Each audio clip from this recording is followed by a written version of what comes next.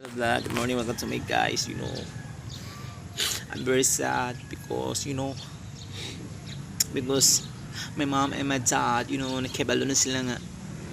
My pocket money is dali na daw ko nurta akong pocket money, kasi gid ako gasto, dahil daw ako mabait daw ako mapagbigay, sa all to my friends, that's ever small one, I'm sad to be here because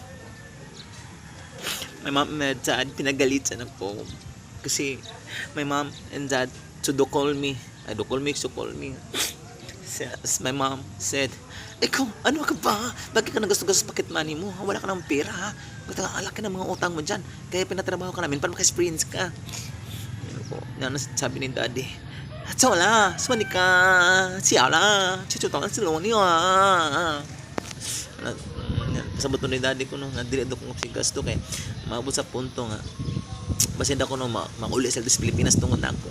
So sige ko daw ko gasto sa akong mga pocket money nga igatang ni dad and the mom, So karon pa balon ko sa akong mga friends, sa akong mga workmates diyan na until now sugod karon nga dili na ko mag palabi gasto sa akong pocket money kay because mo gisulti ni mom ag ni dad, Di lang ko palabi utang, so budget ako ron guys. So, I think one botche and one half rice, and then a half water. So hindi na ako magko kasi pinalagnitan ako ni mami and daddy kasi bakit hindi nila ako bigyan ng allowance kasi nagtatrabaho sila sa Malay. My dad is as Thailander, me is half Thailanda, so my dad is to very hard work, and tigbugong silipante dito sa Thailand.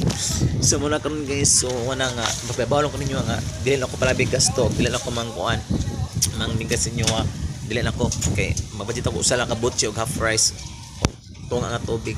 So muna pa balong niya guys. Akong gi-place akong maid and my yaya because ning sumbong sila ni mami and dad nga sige na ako gasto sa pagman. So ang kalagot akong gipalayas, akong ginan, you're fired, get out of my house mate. I don't like to watch your faces.